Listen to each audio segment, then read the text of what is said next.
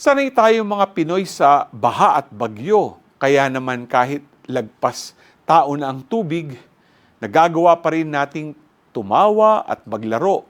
Ngunit hindi lang basta laro, kasabay nito ang pagkakatuto.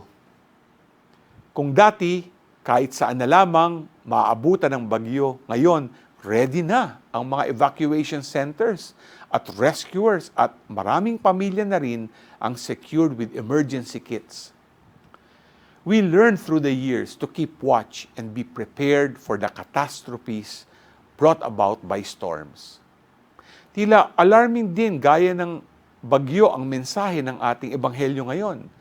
But instead of panic and fear, let us prepare and be vigilant.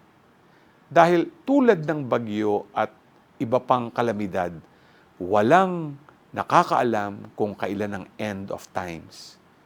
Simula na ang pagbabagong buhay at pagbalik loob sa Diyos. G ka ba?